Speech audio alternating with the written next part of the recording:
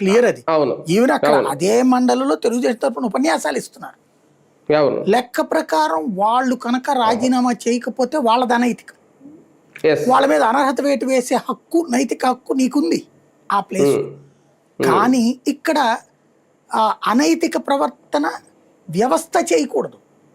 వాళ్ళని పిలిచారు, వాళ్ళు ఏమని చెప్పారు వచ్చి స్వచ్ఛందంగా ఇక్కడ ఫార్మెట్, స్పీకర్ ఫార్మెట్ అంటారు, రెండే Yes, రెండు అవును. లైన్లు. అంతే. ఏమని అంటే, నేను నా మనస్ఫూర్తిగా నా పదవికి రాజీనామా చేయుచున్నాను, అంతే. నా ఒకటే 2 లైన్లే. మనస్ఫూర్తిగా చేస్తున్నాను. అవును. దాని వెనకాల 100 కారణాలు ఉండొచ్చు. నా మనస్ఫూర్తిగా రాజీనామా చేస్తున్నాను అన్నప్పుడు ఆటోమేటిక్గా ఆమోదించాలి.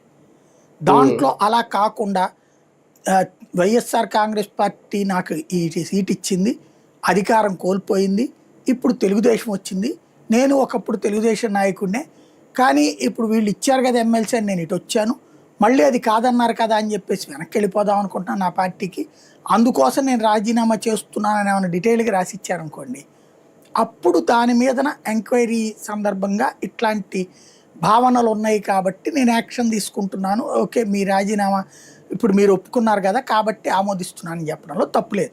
లేదా ఇట్లాగ వేరే పార్టీ తరపున ఇతను పనిచేస్తున్నారని మన సొంత పార్టీ వాళ్ళు వచ్చి కంప్లైంట్ చేస్తే దానికి ఆ కన్సర్న్